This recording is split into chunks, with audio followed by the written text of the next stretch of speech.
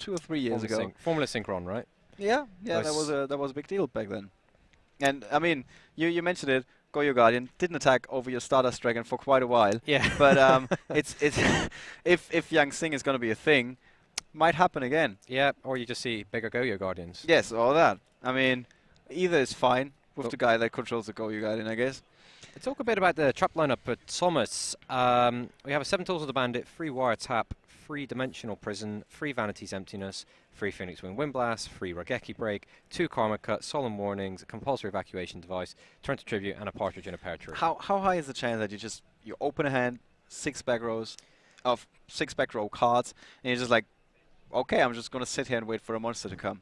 In this particular deck, in this lineup, that is awful. Right. Okay. And we're going to see if that happens right now, because we're about to get started. We're about to get started, yes. So as we pointed out, Thomas Cavaliere on the left side, Helio Babo on the right-hand side. Looking ready, not to say bored, to get this game underway. These are guys that are, I've seen these kinds of play. They are like returning from a tournament. They have played 10 hours Yu-Gi-Oh! Go back to the hotel, and they play for another 10 throughout the night. Yeah, and then they just come in almost late for round 1 on day 2, and you're like, okay, guys. well, that might happen. But it's more like, what I was getting at is, they sit down, they want to play, and then some judge is telling them, okay, just give us another minute to tie all the cards in your hand. And they're like, what? I want to play. I really want to play now.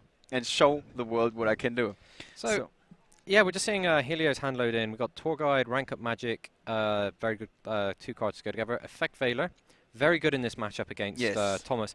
And 2 Rageki Breaks. We're looking at Thomas, who's got Tour Guide, Chaos, the Shadow Monarch, Wiretap, Phoenix Wing Blast, and an Astral Force, which I can just bring up for you guys. So both players have the Tour Guide Astral Force combination to get them going, and the Astral Force can be retrieved from the graveyard later in the game. So no surprise there. We're going to see Helio deploying Tour Guide onto the field, and there's no response from Thomas because he's not got Effect Veiler. I'm not actually sure if Thomas is playing Effect Veiler. No, he's not playing Effect Veiler, not even in the side deck. So big advantage right there.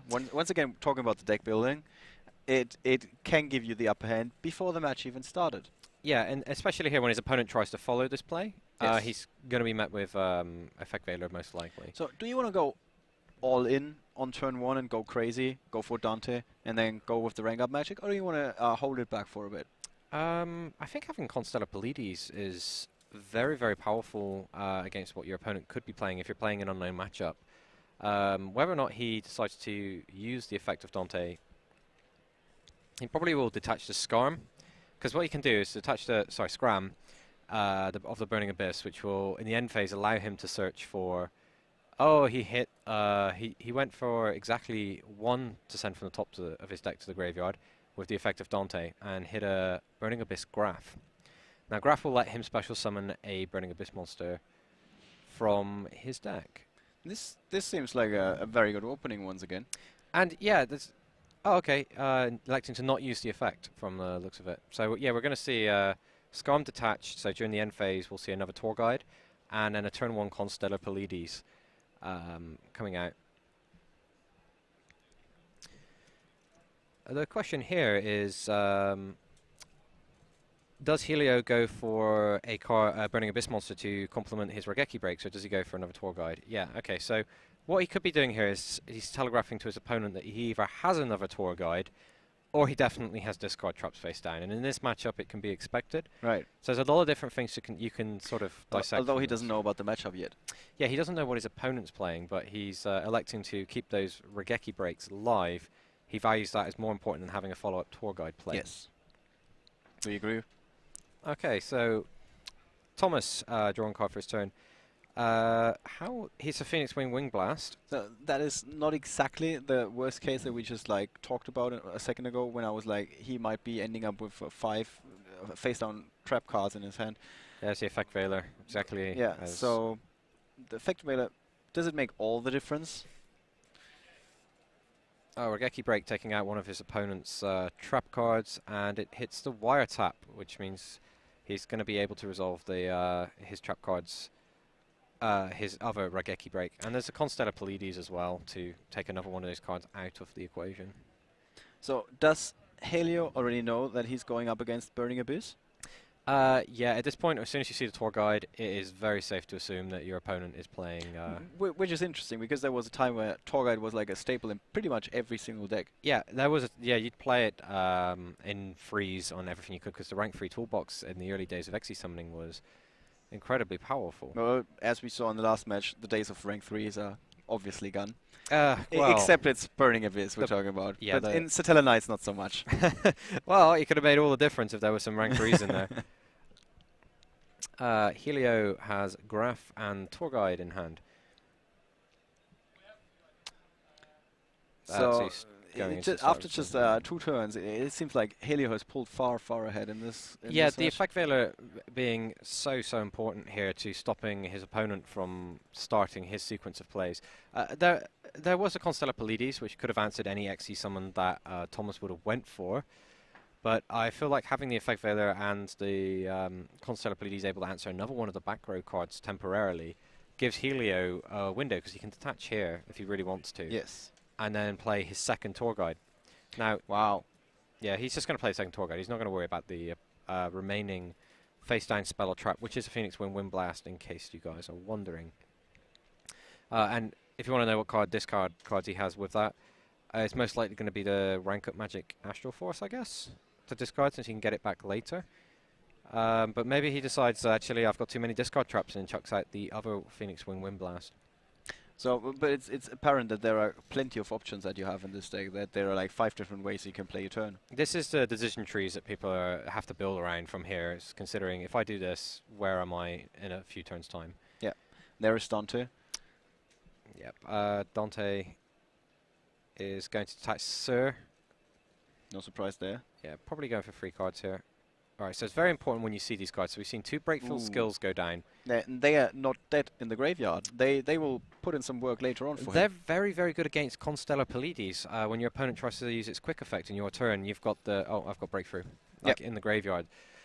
So that was actually very successful Dante play there.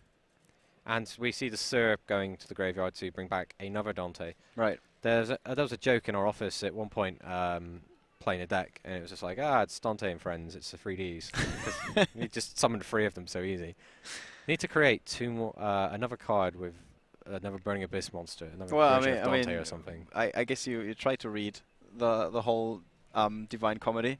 I think there's enough things that you can turn into cards in there. There's plenty. Maybe a few mountains or something. Couple Giant of trees that can attack. Yes. I'll bring up Dante for you guys at home again. You'll probably see this card so often in your tournaments, but for some of you that are unaware, this is possibly one of the best rank 3s in the game right now, especially in combination with rank up Magic Astral's Force. And part of what makes it so good is it's got 2500 defense. It means it walls out a lot of monsters. When it attacks, it switches to defense mode, so it's protected from... Right. Oh. Well, After that strong opening from Helio and the crucial effect veiler, I would say. The effect veiler made a huge difference there into the outcome of that match, because it stopped. It meant he didn't have to worry about dealing with his opponent's XE summon with Constellar Pallades, and then he made it safer for him to deploy his second tour guide to just make Dante, who then sent a Sir away, which then got him his another Dante. And you're looking at 2 Dantes and a Constellar Pallades. This deck can put out 7,500 damage on the table in a blink of an eye, which is almost enough to just knock you straight out. And obviously, Thomas saw the writing on the wall in that situation. Yeah. He was like, let's not drag this out. So now side deck cards are going to be introduced. Well, Helio has, I would say he has less room because he's running not that many traps. But then again, he's got some powerful side deck cards in this particular matchup. Yeah, I believe he's running Chain Whirlwind, and considering the number of spell and trap cards being played by Thomas, we could see the inclusion of that. He's already playing 3 Mystical Space Typhoons in the main, but he didn't really see that his opponent was running that many back rows, did he? I mean, it's a safe assumption. I mean, what do you see after 2 turns? Yeah. We've also got Pulling the Rug, which works against Tour Guide. Yeah, that is definitely true. To shut that out, it's mostly the Pulling the Rug is used against Satella Knights, but being able to turn off that Tour Guide as well, and Monarchs, because we're seeing quite a few of those. shut because it's a very, very powerful normal summon that deals with your opponent's El Shaddol constructs. What about the options that Thomas has at his disposal? We got the hands, both Ice Hand and Fire Hand, in 3s in the side deck. And he's actually keeping his mystical Space Typhoons in the side deck. Yeah, he's not worried game 1 because he's playing 3 Regeki breaks right here, which he can answer any of his opponent's cards if it comes out as unexpected. Helio not playing... he's only playing 2 Regeki breaks, but he's playing 3 Mystical Space Typhoons main, so it's interesting. I mean, Regeki Break is more flexible, but at the cost of a discard, which is not a big deal in a Burning Abyss if you have the right card to discard. Yeah, it just brings you in a situation where you you clear out your opponent's cards and then you just retrieve cards, summon cards, or get cards back. It was actually really interesting when we saw that turn 1 graph where Helio sent the 1 card from top of his deck to the graveyard. Yes.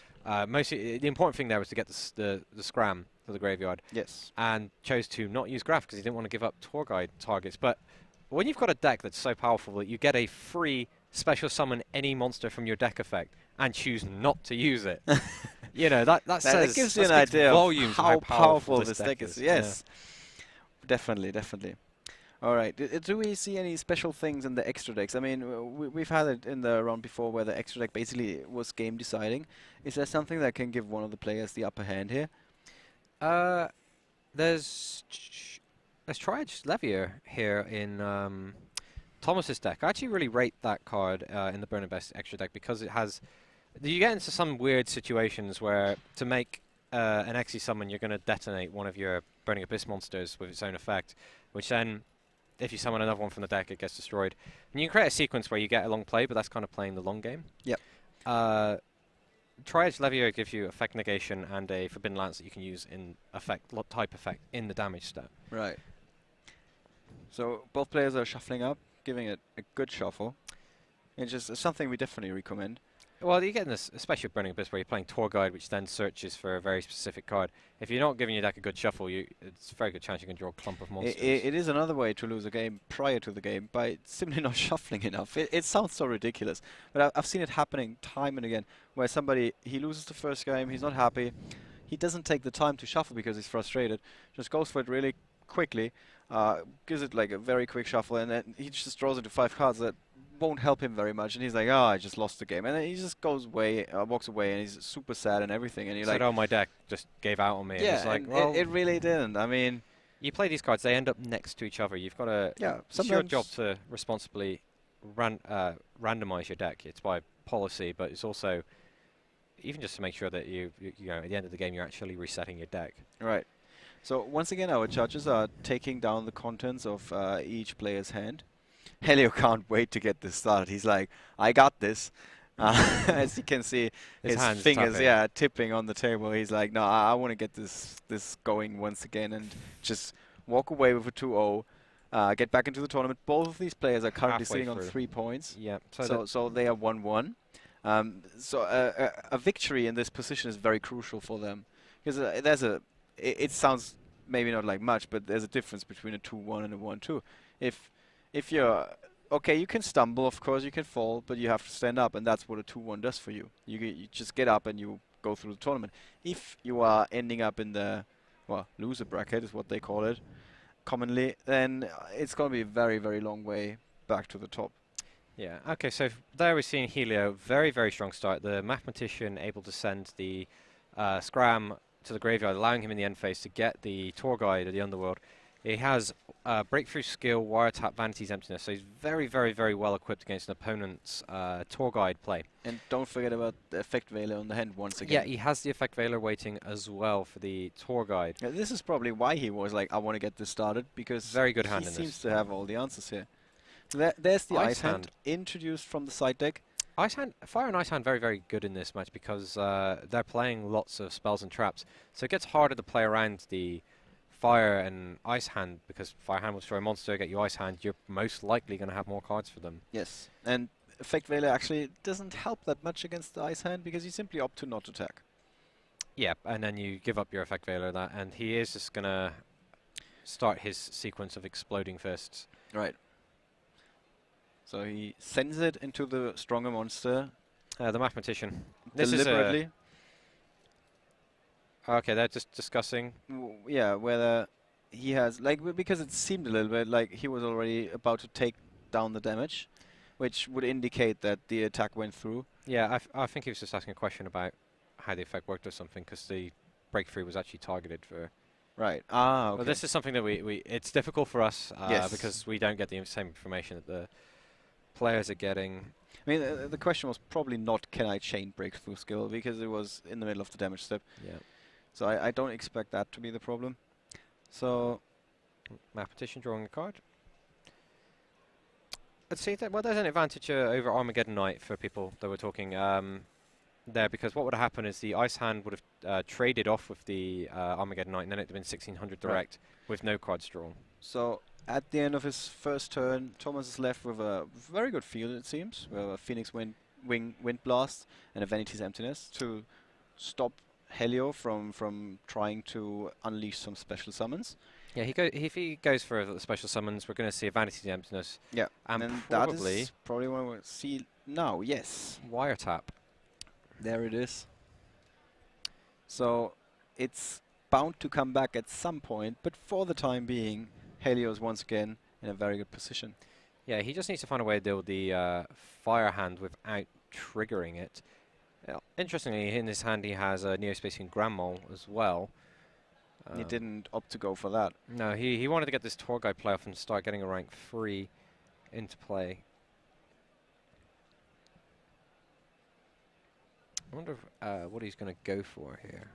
Right, he's got a couple of options. Perhaps. No, it won't be Mecha Equipped Engineer. Zen Mines, most likely? No, it's Alucard. Alucard. So he can start taking out his opponent's face down spells and traps. And since they're sitting in defense position, a Fire Hand is not that useful against it. So he just buys himself some time. I believe Alucard has 1600 defense, actually, as well. So the Fire Hand can't even destroy it. So the longer it sits there, the more pressure it's putting on your opponent's spell and trap cards. That's also interesting. Ghost Trick Alucard, I mean, as the name indicates, you would expect it to be a Ghost Trick card, but it's far from that. You can use it in pretty much every deck, as we can see here. It's so useful. It's so good, and it's detaching Scram, so at this point it's destroying a card and it's replacing itself with another Tour Guide. And yeah, we're going to see a Phoenix Wing Blast chained. Chained, yes. Discarding Graph, so the question here is, will Thomas use Graph's effect to special summon from the deck? So that seems to resolve. Yep, Alucard goes away. Vanity's Emptiness, stopping the Graph from special summoning.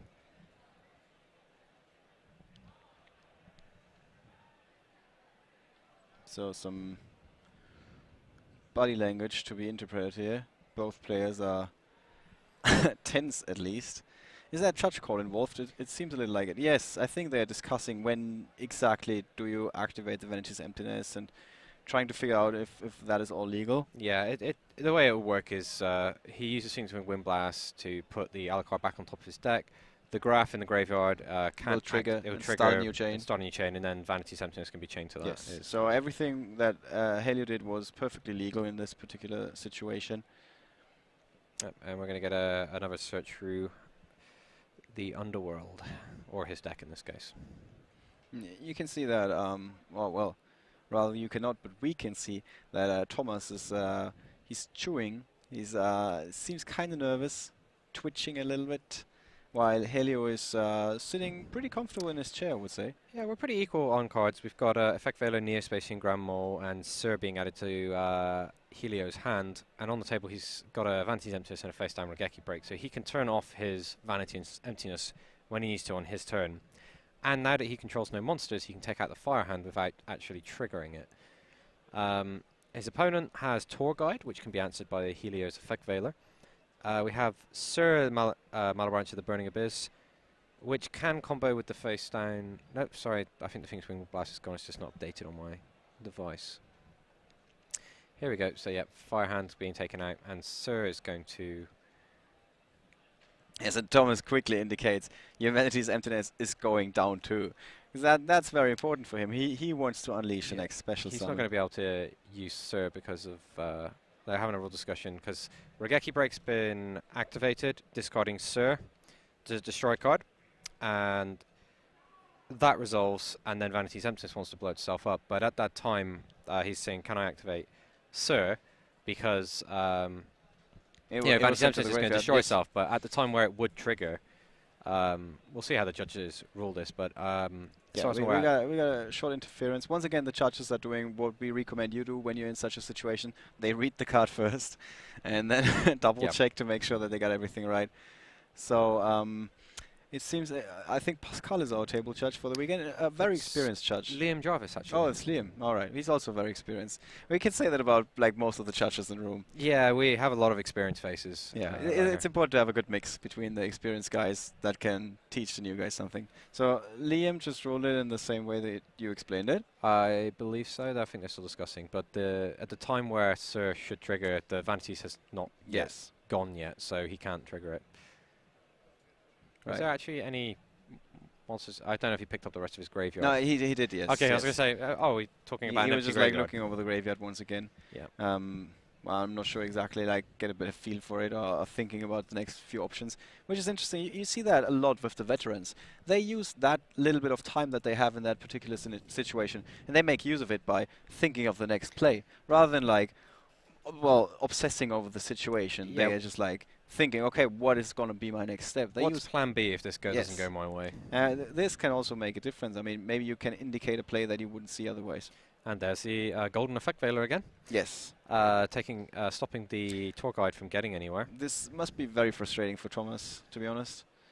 But now Helio's kind of out of cards. Yeah, he's just got a Neo-Spacian Grand Mole and a Breakthrough Skill, and I'm pretty sure you do not want to put the tour guide back in your opponent's hand. Yes, I don't think you would approve that move. That incident with the Regeki Break has actually caused him a lot of problems because he discarded his only monster he could attack over the tour guide with. So now he's suddenly sitting in a situation where he really doesn't want to be in. Yeah, he just drew Blackluster Soldier Envoy at the beginning, and he's got the Effect Veiler. Oh, wow. Ooh, wow. Card coming from the top that turns everything around. Thomas is just like giving him the thumbs up, and I'm not sure how ironic that was meant to be. He doesn't seem to be amused in that situation. He's actually worried that's another Fire Hand, so he's not electing to attack. He's just going to use the Banish effect. So he's going to give his opponent an opportunity to find it out to the Blackluster Soldier. Find it out to it, yeah. It seems like the correct play here. Because the tour guide doesn't really do anything. Yeah, well, yeah. If he double attacks, he puts quite a bit of damage into his opponent, but then his opponent gets an Ice Hand and he loses his set Blackluster Soldier. Yes. Thomas so just drawing draw into a hand, which is, well, not that useful if the Blackluster Soldier continues to not attack and rather use its other effects. Such a versatile card, can do so much with it. We're also seeing a bit of the tour guide drawback of it not being a Burning Abyss monster happen, because as long as that tour guide's in play, Thomas can't actually play his other Burning Abyss monsters without them being destroyed. So, yeah, he summons it, Sir destroys himself, which will allow him to get Graf. Graf destroys himself, which will then allow him to search his deck for a Scram. So he's going to use all of the once per turn effects in one turn. Well, I mean, he's going to thin out his deck for quite a bit. 3 of a kind. Yes, which is, it can help you to make sure that you're going to draw into more live cards, especially for that particular scenario. Because what he wants right now is one of the many, many traps he's running. Yeah, he's just picked up another tour guide. The thing that he doesn't know here is that Helio is sitting on a Breakthrough Skill and a Neo-Spacian Grand Mole should Thomas actually put an Exy monster that he can't deal with. Yes. And the only thing that Thomas has to defend himself is a Vanity's Emptiness. The thing is, let's see, I mean, if Helio has another strong draw, just like he did the turn before, he might be able to put so much pressure on Thomas that he really needs to come up with something right away. He might go for the tour guide play. The Breakthrough Skill might negate it, and then the game is over right there and then. Well, depending on what he draws here, we can see that Helio is not prepared to attack blindly into a face-down monster. So he's probably identified his opponent's face-down card as either Phoenix Wing Wind Blast. Well, it could be anything, but at this point, if it was, he would have took the Blackluster Soldier out earlier. Yes. So you can, if judging by what he's seen already, I think it's either a Vanity's Emptiness or maybe a wiretap. He doesn't summon another monster, which seems like the correct move here. Perhaps he's ready to rental trip. Well, if he Yes. played Graf, Graf would blow itself up. And Neo spacing Grandma, he wants to hide from his opponent. I mean, there's such a big potential loss in terms of like damage and control of the game with the Blackluster Soldier on the field. So you would always try to have that card stick around for a little longer. Yeah, we're getting a lot of... He's getting so much value out of this Blackluster Soldier in terms of damage and just control over this game. Thomas actually drawing 7 Tools of the Bandit, another trap card that will not help him. Yes, and now since the Blackluster Soldier has been switched to attack position, his Ice Hand can eventually help. But wow! He attacks. Vanity's Emptiness once again. No, that was breakthrough skill. When his opponent attacks, oh, right, he flips it up, so the Ice Hand's got nothing to destroy, so he can't search. So he just runs a guy straight into... yeah, and you can see like Helio himself is just shaking